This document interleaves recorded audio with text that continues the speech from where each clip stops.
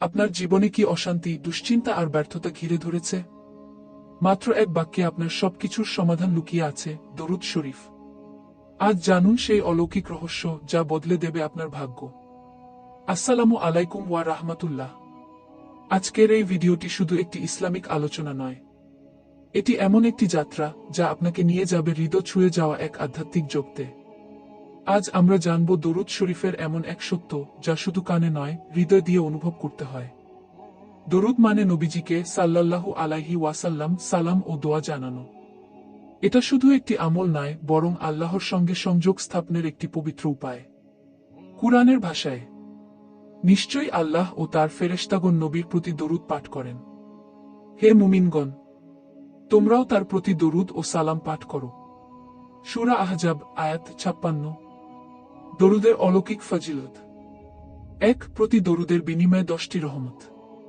আপনি যখন নবীর সাল্লাল্লাহু আলাইহি ওয়াসাল্লাম উপর দরুদ পাঠ করেন, তখন আল্লাহ আপনাকে ১০টি রহমত দান করেন।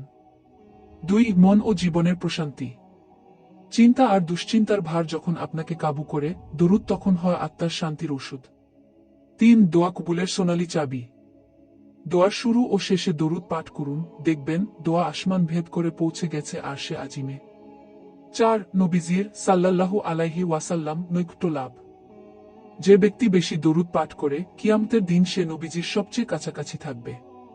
একটি বাস্তব গল্প। এক যুবক দরিদ্র, হতাশ, কাজকর্মে ব্যর্থ। এক বুজুর্গ তাকে বলেন, প্রতিদিন ৫০০ বার দরুদ শরীফ পাঠ করো। ১ মাস যেতে না যেতেই তার জীবন বদলে যায়, প্রচুর বরকত, সুসংবাদ আর মনভরা প্রশান্তি। কি এমন ছিল সেই দরুদের মাঝে? উত্তর একটাই, আল্লাহর রহমত। প্রিয় ভাই ও বোনেরা, আমাদের জীবনে যত সমস্যাই আসুক না কেন, দরুদ শরীফ সেই চাবি যা বন্ধ ভাগ্যকেও খুলে দিতে পারে। আসুন আজ থেকে নিয়মিত দরুদ পাঠ করি, আমাদের হৃদয়, পরিবার ও সমাজে শান্তি ফিরিয়ে আনি। ভিডিওটি ভালো লাগলে লাইক দিন, শেয়ার করুন এবং চ্যানেলটি সাবস্ক্রাইব করে পাশে থাকুন।